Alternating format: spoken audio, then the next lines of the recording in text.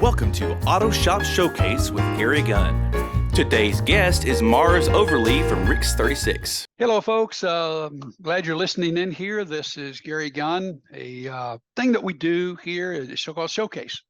What we're showcasing today is a shop owner, Mars Overlee. And what we're going to do is we're going to talk about the 3 Ps, the people, the processes, and the profits. He's going to share his wisdom that's beyond the years of this young man. So he's going to share what he knows so you can know what Mars has experienced. So you may not feel all alone. So Mars, I'm going to let you introduce yourself, and then we'll go to the first set of questions, or the answers that would be the people. So you're on the air. All right. Hey, good morning, everybody. My name is Mars Overlee, and I have a shop in Stillwater, Minnesota, outlying suburb of Minneapolis, St. Paul. I've worked there since 1994 and took ownership in 2009. And I've got some things some goods and some bads that I've gone through. I have some things written down. I have people on here, and I said, for me, I think that's been the most difficult thing that I've run into. But what I've found is that if I can be open and honest in communicating in what I want and what I expect, that I seem to get the most out of people. I wasn't always that way. I thought that, that people knew what I knew. And, I found that when I started to actually communicate what I wanted them to do and actually set up expectations and wrote them down, tangible, that people actually started living up to those things. I've gone through a lot of people that I think probably could have been much better had I been open and honest with them. I just assumed that they knew what I knew, well, why are they doing this or why are they doing that? Well, it's because you haven't A, told them what you expect, and B, taught them that, and then held them accountable for it. So, I think there's 2 words there, Mars. You said open and honest. Yeah. So is it open to letting them know if they're doing a good job or not, or what does that open really mean? What are you leaning on there?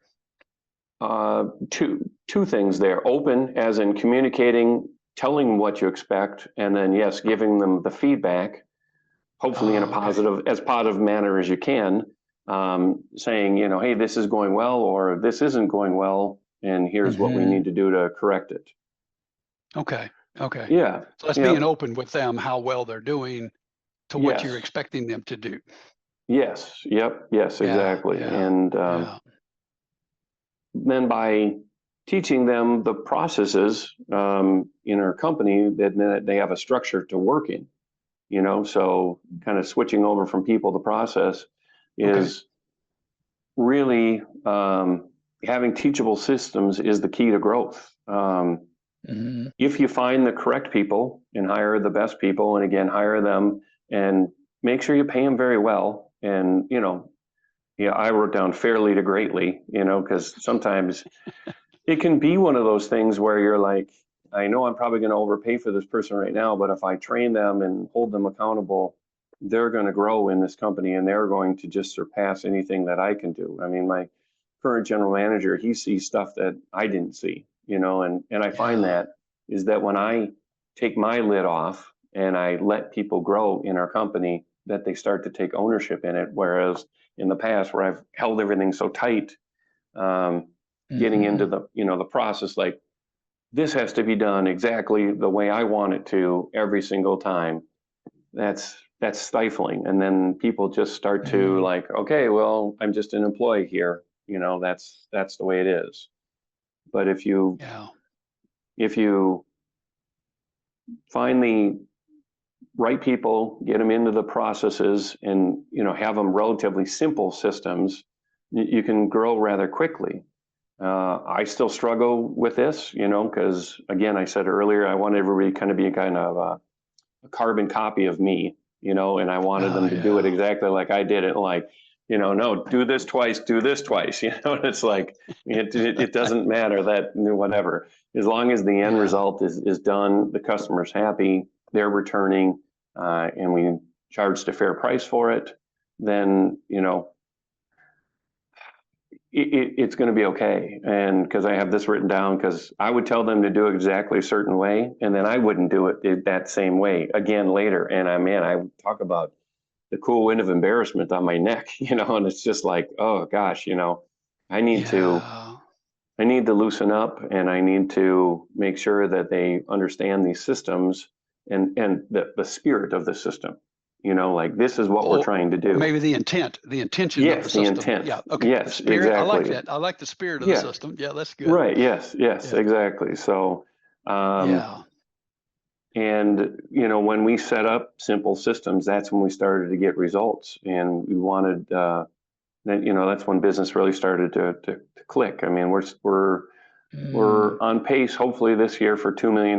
We've got another technician hired to assist us with that. And, we're going to come in real close this year, but that's 500,000. That's a high watermark, isn't it, Mars, for you? Yeah, it is. That'd be a record year. Yeah. And so we've set that goal, and actually we have some stipulations for our people that if we do well, they do well. It's not like, come on, let's just do it for this. It's with them, what's in it for me, to follow these processes to make sure that we do as good as possible. And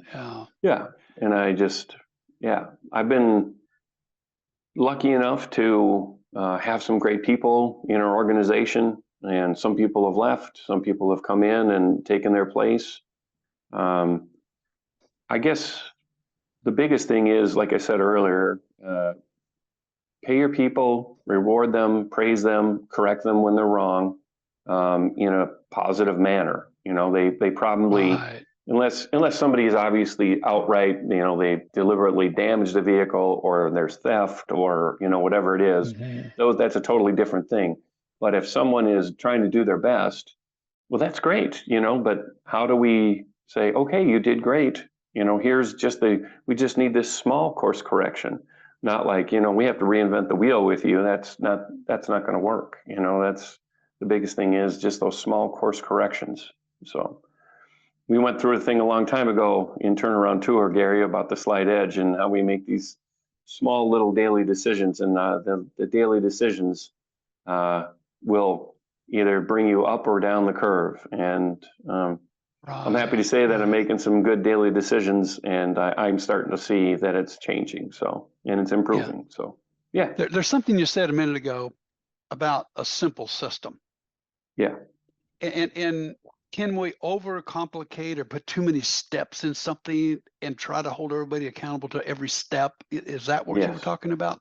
Yes. Yep. That's exactly what I was talking about, is, here's the 39 steps to, pull a car in. It's like, okay, there should be 3 steps. Get a floor mat, test drive vehicle, pull car in. You know what I mean? And yes, and we've done that in the past. And same thing with our how-to manual is, sometimes it's like, we have to assume that we hired the right people. And if we didn't, then that's a bad hire.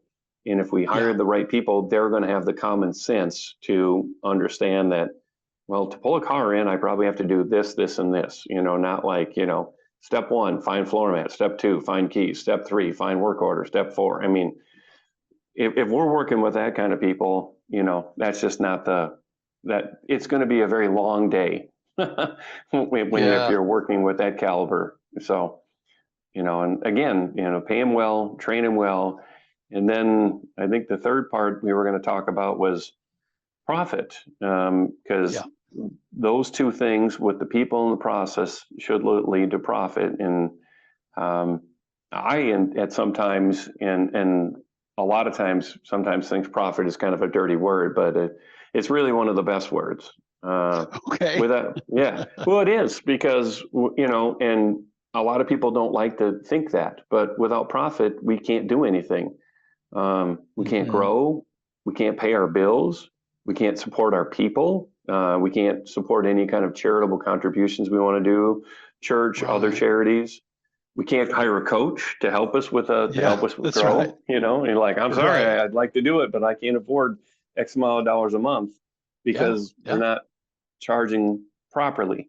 And if we're not charging properly, then guess what? It starts to be a downward circle. So now we can't hire the proper people, you know, the Right. talented people, because they're not going to work for X amount of wages down here. They want these wages here because this is what they're commanding. And this is the level of performance that you'll get out of them. And if we're trying to pay them this, they're not going to follow the process. So the process all of a sudden starts to fall.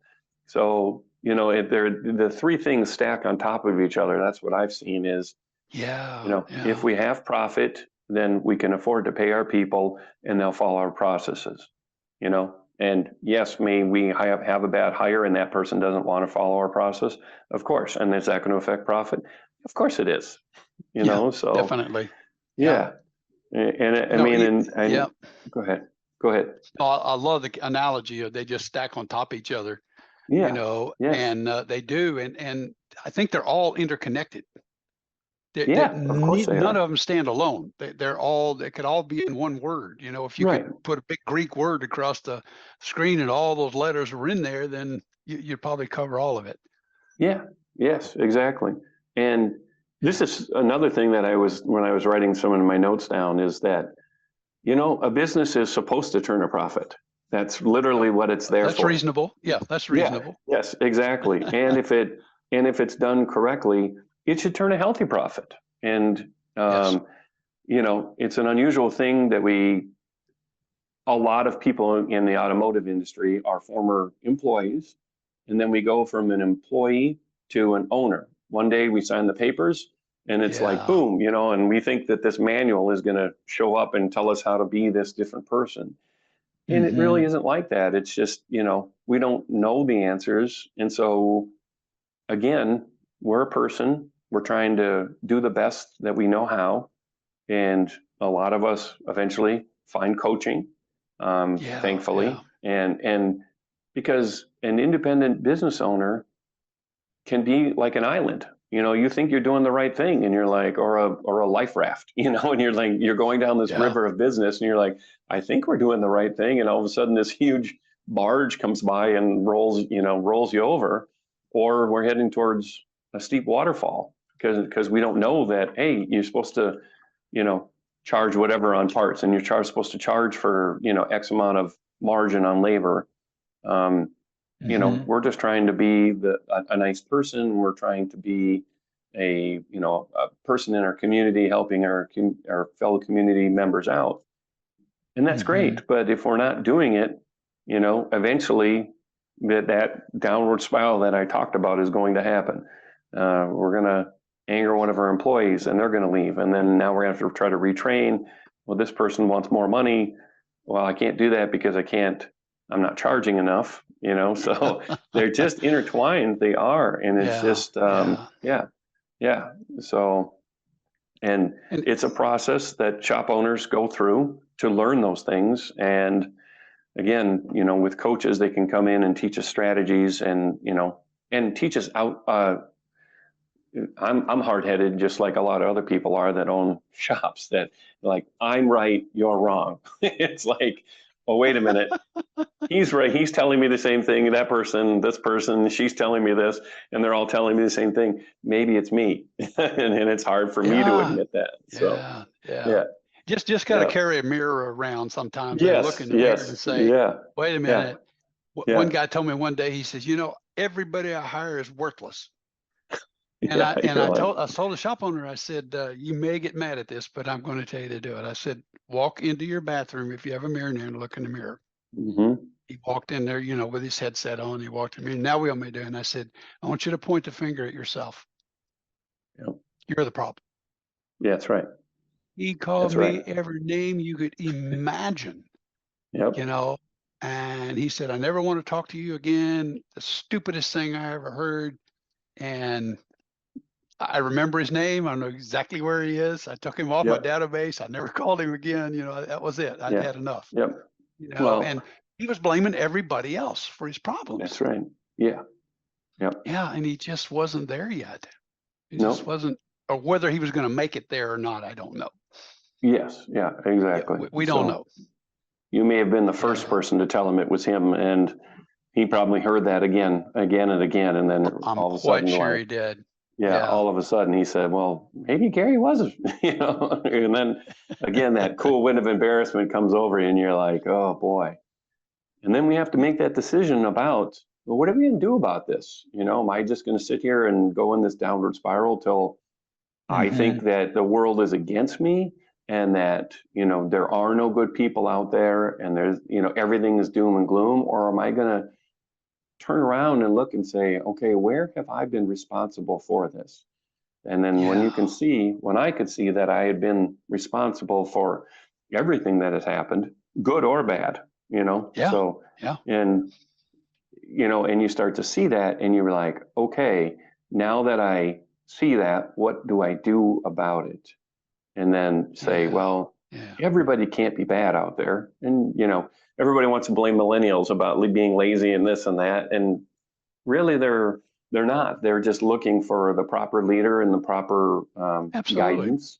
To make sure that, you know, that they, whatever, I know several shop owners now said that, oh, their whole team is millennials and they are rocking it, you know, because they get in and they see that they get to be part of a team and it takes on, you know. I mean, I've got a young man, Jesse, and he just started with us last week. He already had a vacation planned before he started, so he's off this week. But the first week he walked in, and he's a millennial, and he turned in like 46 hours. Didn't even hardly know where didn't know where the bathroom was. Didn't know our processes. So we're like, I kissed that guy on the forehead before he went home, you know. Yes, exactly. Yes, yep, yes, exactly. So and that's part of what I'm learning now as being kind of a more absentee owner. Is for me, it is an unusual thing, and this is what I've been kind of striving for. It's different than I expected. The feeling that I have now is different, you know, because I'm having to have a different role, and I haven't been in this role before. So, you know, when I was a technician, I was a technician. I knew what to do. And then when I was an advisor, and now being the owner for, you know, 12, 14 years, whatever. Well, now this is another step that I'm going into, and, you know, looking into expansion, looking into how do I make our systems simpler, and how do we document them, and how do we get buy-in, you know, on the systems that we have, and then changing systems. Also looking at, okay, look at the process. Okay, how can we streamline this process, you know, and still get the same result out of it? You know, don't just pull steps out to pull steps out, but looking at it and saying, this is what, you know, we'll still get the same effect, but we'll eliminate this step and that step. So this is what I'm hearing, and I'm going to kind of give you an example here. I believe there's 5 steps we go through. You know, all of a sudden you were the owner, right? You signed the paper, now you're the owner. Now what the heck do you do, right? Now you run around like a chicken with your head cut off as an owner. You don't know what to do. So then we said, okay, we're going to start managing something, right? You're going to manage the people, we're going to manage something. And then we start trying to be a leader. But we still do all 3, don't we? Now, the one I hear you're in right now is you're teetering between entrepreneurial thinking and wealth strategist. Right. Okay. So you're going to experience all of those things. It's just like that elevator that goes up 5 stories. You know, you're experiencing all of them. And when I hear you talk, you're at the entrepreneurial level. Right. And now you're saying, okay, well, how can I turn this thing into a wealth strategy by multiple locations? Right. What can I do? Turn this into a real venture, a real journey, and help other people come along with me. See, as a business owner, you couldn't think that way, could you? No. Because you were in the vortex of that business, and all you could do was fight through the day. You couldn't stop and decide, okay, was that a good move or a bad move? You just made one. That's right. Yes. Yeah. Yep. So, man, that's fantastic, Mars, and I love that the system. And a friend of ours told us if you can live with 80%. That's right. Okay. If the processors are being run 80%, if you can live with that, you can have multiple stores. That's right. If you have to have perfection and you want 90 to 95, can't live in multiple locations. That's correct. So, and I always love that 80% rule. You know, I'm proving you can even have a C- and get out of high school. Okay, I'm living proof of that. So it doesn't mean the grade. It's just I love it. You know, you're giving a lot of great information here. And Mars, I thank you for our friendship, and I thank you for all the things that we got to experience together, and hopefully Yes. that's helped you get where you are. Oh, absolutely, And it has. to me, it's a beautiful thing to see, and it's a beautiful thing for you to expand on and tell about. So thank you Yes. for this interview, and thank you for the time that you spent with me and all the things that we did, and we had a good time at it for sure. Whew. I don't know about you folks, but listen to Mars talk about the simple systems, about the right people, and creating something that they can use their own brain power. You hire them and you discourage them by not letting them be themselves and learning to move from business owner to business manager to leader. And now Mars is talking about being an entrepreneur. And then it's a wealth strategist. Now, what do I do with all the stuff I know to make it to the next level? That's the fifth story of that building, all the way up those stairs, all the way up that elevator. Thank you for listening. I'm going to record some more of these absolutely beautiful interviews with shop owners. So stay tuned. We have a podcast, we have a YouTube channel, we have showcase.com, and we have mentoring sessions at 3 p.m. in the afternoon. And if you haven't taken the assessment, we do that at 2 o'clock, 2 Tuesdays a month. And take the assessment, get the basics, and let me help you go to that entrepreneurial level or that strategic wealth level. Thank you all for listening to Showcase. If you want to talk to me personally, please give me a call at 270-282-1262, or just drop me an email,